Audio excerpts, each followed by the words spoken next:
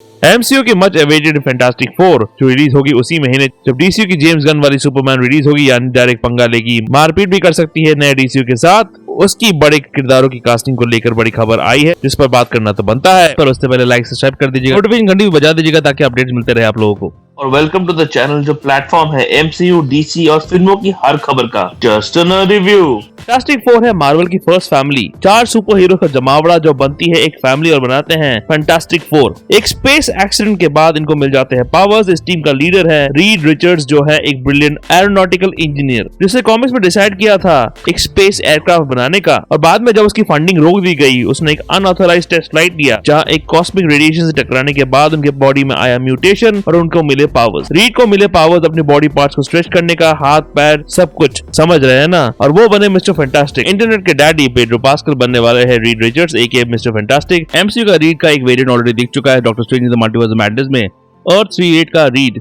जो बने थे फैन फेवरेट जॉन क्रेजेंस्की। इसके अलावा फॉक्स की फिल्मों में 2005 की फैंटास्टिक फोर फिल्म में रीड बने थे इयॉन ग्रूफुट। 2015 वाली फ्लॉप फैंटास्टिक फोर इटरेशन में रीड बने थे माइल्स टेलर। अब आते हैं सू स्टॉर्म की तरफ, जो कि है रीड की गर्लफ्रेंड और खुद एक ब्रिलियंट साइंटिस्ट। उसने भी जबरदस्ती रीड के साथ इस अनऑथराइज्ड टेस्ट फ्लाइट में ज्वाइन किया और कॉस्मिक रेडिएशन के उसे भी पावर्स मिले, और वो पावर्स है अदृश्य होने की, यानी कि इनविजिबिलिटी, और लाइट को बेंड करने के पावर्स भी। तो वो बन जाती है the invisible woman. Crown, mission impossible fame Vanessa Kirby बनेगी Sue Storm AKA the invisible woman. Fox की फिल्मों में 2005 की फैंटास्टिक फोर फिल्म में सू बनी थी जेसिका अल्बा। 2015 वाली फ्लॉप फैंटास्टिक फोर इटरेशन में केट मारा बनी थी सू। टॉनी स्टॉर्म है सू का भाई, एक कैसनोवा और यंग मैन जिसने अपनी बहन के साथ उस अनऑथराइज्ड टेस्ट फ्लाइट में ज्वाइन करने का फैसला किया, और उसे मिले पावर जहां उसका पूरा शरीर में आग निकल सकता है और वो उड़ भी पाता है। उसे नाम मिलता है the human torch. Stranger Things fame Joseph Quinn बनेंगे Johnny Storm AKA human torch. Fox की फिल्मों में 2005 की फैंटास्टिक फोर फिल्म में जॉनी बने थे एमसीयू के कैप्टन अमेरिका क्रिस एवंस, और 2015 वाली फ्लॉप फैंटास्टिक फोर इटरेशन में एमसीयू के किल मॉन्गर बने थे Johnny Storm Michael B Jordan. The Bear fame Ebon Moss Bachrach बनेंगे Ben Grimm AKA the thing. Reed का बेस्ट फ्रेंड जिसने प्रॉमिस किया था बचपन में रीड को कि जब भी रीड स्पेस ट्रैवल के लिए स्टारशिप को बनाएगा तो उसे पायलट करेगा ग्रिम। बाद में यूएस नेवी में वो पायलट बन गया, पर अपने दोस्त को दिए हुए प्रॉमिस को उसने निभाया और उसके मिशन में शामिल हो गया। उस अनऑथराइज्ड टेस्ट फ्लाइट में उसे इमोशनल ब्लैकमेल करके ले जाया गया और उस कॉस्मिक रेडिएशन के थ्रू उसे भी पावर्स मिले, पर वो पावर्स कम, अभिशाप ज्यादा था। उसे मिली हल्क लेवल अपार शक्ति और ताकत, पर उसका बॉडी भी परमानेंटली ट्रांसफॉर्म हो गया था। उसकी बॉडी अब मस्कुलर ऑरेंज ईट टाइप का बन गया और उसे कहा जाने लगा द थिंग। फॉक्स की फिल्मों में 2005 की फैंटास्टिक फोर फिल्म में बेन ग्रिम बने थे माइकल चिकलिस, और 2015 के फ्लॉप फैंटास्टिक फोर इटरेशन में बेन ग्रिम का किरदार निभाया था जेमी बेन ने। सिल्वर सर्फर जो कि है गैलेटस नाम के वेरिएंट का हेरल्ड, यानी कि वो प्राणी जो प्लैनेट्स में जाके मुआयना करता है कि ये प्लैनेट गैलेटस के खाने लायक है कि नहीं, वो भी दिखेगा इस फिल्म में। पर इस फिल्म में उसका फीमेल वर्जन शैला बेल दिखेगी जो किरदार निभा रही है Ozark series star Julia Garner. 2007 release Fantastic Four rise of the Silver Surfer में सिल्वर सर्फर की मेल वर्जन दिखा था, जिसे आवाज दी थी लॉरेंस फिशबर्न ने। अब कुछ और बड़े किरदारों की कास्टिंग कंफर्म हुई है, जिसमें शामिल है विलन की कास्टिंग जो होने वाला है इस फिल्म का गैलेक्टस। गैलेक्टस है एक कॉस्मिक बीइंग जो कंज्यूम करता है प्लैनेट्स को, स्पेशली उन प्लैनेट्स में जहां लाइफ एनर्जी एग्जिस्ट करता है, जिससे उसे पावर्स मिलते हैं। उसे डिवोरर ऑफ वर्ल्ड्स भी कहा जाता है। गैलेक्टस को दिखाया गया था 2007 release Fantastic Four rise of silver surfer पर एज अ हवा के झोंके के रूप में, जो बहुत डिसअपॉइंटिंग था। एमसीयू ये गलती नहीं करने वाली, गैलेक्टस की आवाज और कॉमिक एक्यूरेट लुक दिखाया जाएगा बिल्कुल इटर्नल्स में दिखे सेलेस्टियल्स की तरह, क्योंकि उन्होंने एक ऐसे एक्टर को चूज किया है जो जाना जाता है अपनी भारी भरकम आवाज के लिए। वो है इंग्लिश एक्टर और रिसाइटर रैल्फ इनसन, जिनकी आवाज है कुछ ऐसी। I love Mackenzie Crook's health and safety exhibition he does.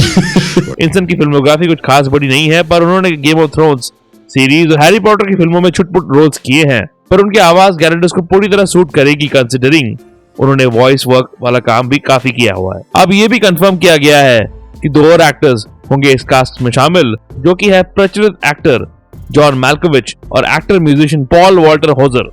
वो कौन से रोल्स के लिए सिलेक्ट किए गए हैं वो पता नहीं, पर हम प्रेडिक्शन तो कर सकते हैं। पहले बात करते हैं पॉल वॉल्टर की, जिनका ब्रेकआउट परफॉर्मेंस हुआ था as a titular character in Clint Eastwood's drama movie Richard Jewell. पर वो जाने जाते हैं एनिमेटेड मूवीज में आवाज देने के लिए, जैसे उन्होंने इनसाइड आउट 2 में भी आवाज दी है।